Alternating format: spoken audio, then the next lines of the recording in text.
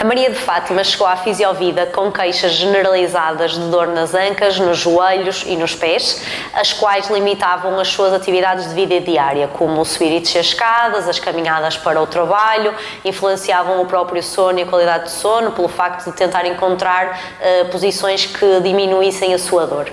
Para além disso, estas queixas impediam que a Fátima reiniciasse a atividade desportiva, um pouco por receio que as dores aumentassem. Iniciou as consultas de fisioterapia avançada, tendo iniciado desde o início também as consultas de exercício clínico e otimização da saúde. Foi possível observar alguns déficits de mobilidade, nomeadamente nas regiões do tronco e das ancas, bem como uma diminuição da atividade do pilar central. Mas, acima de tudo, o corpo da Maria de Fátima necessitava era de movimento e de variabilidade motora.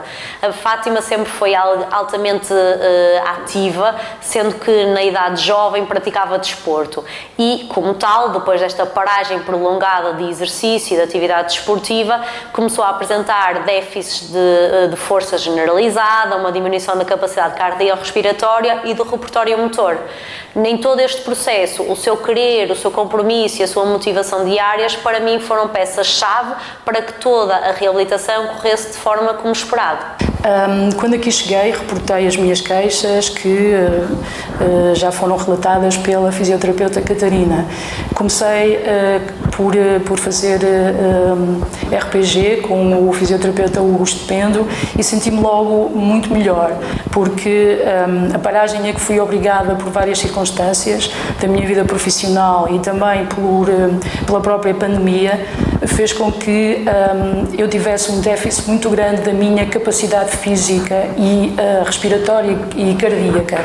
Eu sentia-me mal no dia-a-dia, sentia-me até incapaz de fazer as atividades, não direi diárias, mas aquelas que exigiam mais esforço, e não digo apenas físico, mas também mental. Quando depois passei para o ECOS com a fisioterapeuta a Catarina Amorim, comecei a, digamos, recordar, ou seja, o meu corpo começou a recordar toda a atividade física que eu fiz durante muito tempo.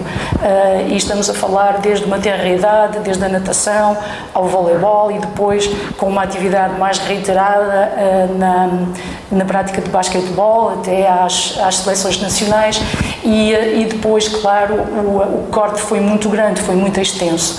O corpo como que se lembrava e eu agarrei-me a isso para conseguir recuperar a capacidade física que eu tinha perdido. Apenas quero deixar aqui um testemunho em relação ao compromisso de todos os fisioterapeutas. Eu passei por muitos, mas por circunstâncias várias passei pelas mãos dedicadas de muitos deles. Poderei dizer os nomes, mas não quero esquecer ninguém. Eles sabem quem são e eu quero deixar o meu agradecimento a eles. A Dona Maria de Fátima foi enviada para a consulta de fisiatria pela terapeuta Catarina, que já seguia há algum tempo no âmbito de exercício clínico e no controle de outro tipo de patologias osteoarticulares, mas começou a desenvolver um quadro de dor no ombro bastante persistente, bastante insidioso, sem grande relação traumática, sem fenómenos de estiramento. Foi algo que foi chegando, certo? Sem avisar muito bem e associadamente começou a notar algum déficit para realizar determinadas tarefas no seu dia-a-dia, nomeadamente coisas mais simples que envolviam algumas amplitudes articulares. Começou a notar que o ombro ficava mais preso, certo? Buscar assim a malinha, ao banco de trás, buscar a malinha, eventualmente pentear, cá em cima, portanto, temos aqui um quadro de dor no ombro que está a começar a ser associado a déficit de mobilidade. Pronto, dado assim estes critérios e alguma dificuldade naquilo que era a progressão nos tratamentos lá em baixo na fisioterapia, foi decidido agendar uma consulta de fisiatria para tentarmos, do ponto de vista médico, deslindar um bocadinho mais esta situação. Bom, é fácil perceber quem trabalha com o ombro que quando as coisas se apresentam desta maneira, não há mecanismo, não há nexo de causalidade para um traumatismo a condicionar aqui uma dor no ombro, e quando começamos aqui a instalar aqui algumas situações relacionadas com déficit de mobilidade progressivo, muita dor à noite na cama, a dor agarrava muitas vezes por aqui, para o mesmo ombrinho, depois diabética era? Não é, nem tinha...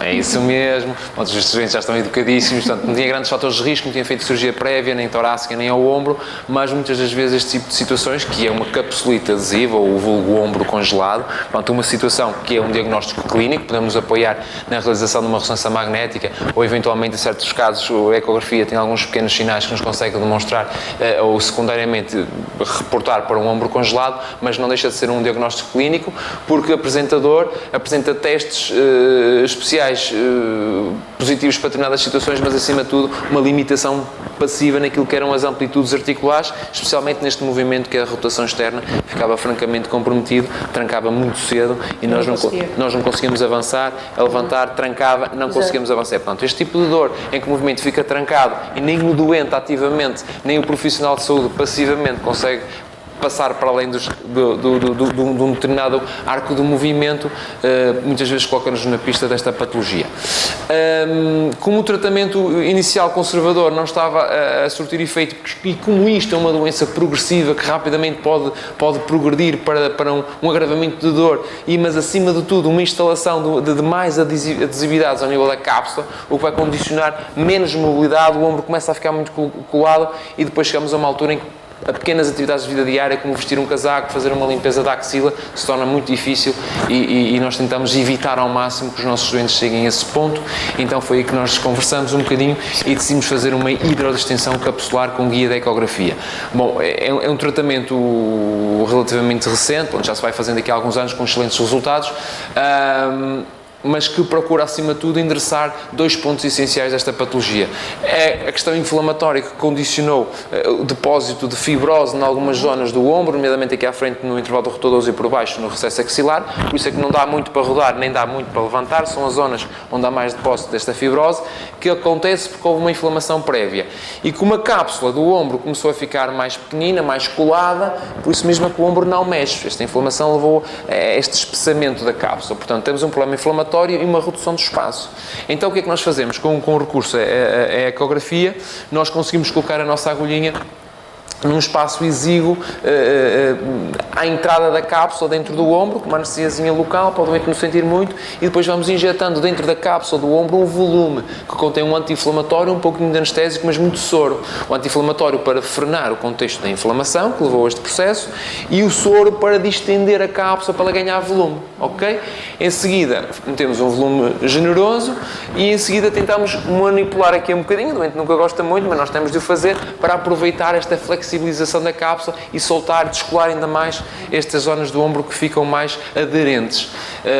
E em seguida ficou logo com menos dor, certo? E mais ampla, consigo logo fazer mais coisas.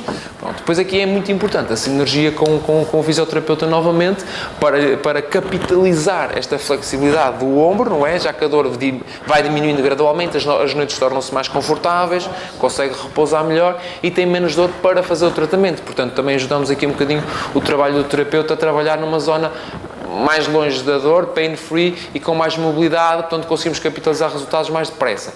E acima de tudo, também depois pode progredir para o exercício, porque quando temos estes problemas do ombro, o movimento do ombro, a biomecânica fica muito descontrolada e tem de ser reeducado novamente como funcionar bem, não é? Então costumam vir assim para a frente, levantam muito com o trapézio, precisamos desligar esta malta toda aqui à frente, ativar a malta de trás para pôr o ombro na posição mais adequada e aí as estruturas ficam anatomicamente congruentes e deixam de doer porque não há conflitos. Portanto, basicamente foi este nosso processo e a coisa acabou por correr bem, não foi? Sim, eu lembro que o Dr. Lia, quando estava a avaliar-me, disse-me: eu vou-lhe oferecer uma solução que eu acho que vai ser um Ferrari. E eu duvidei um pouco, mas deitei-me aqui. Ferrari preto, vermelho não, preto, assim bonito. Deixei-me ir e é verdade que depois, quando houve a manipulação, parecia um crepitar de todas aquelas fibras que começaram a distender e eu lembro que o Dr. disse: está a correr muito bem. E quando eu saí daqui, lá fora, sentia uma leveza no ombro que eu julgava que era impossível. E só fui gelo quando cheguei a casa, mas eu sinto que estava muito melhor. Portanto, foi o Ferrari que me tinha prometido. Foi mais rápido. Foi muito rápido. Obrigada. Nada, era esse, foi um prazer.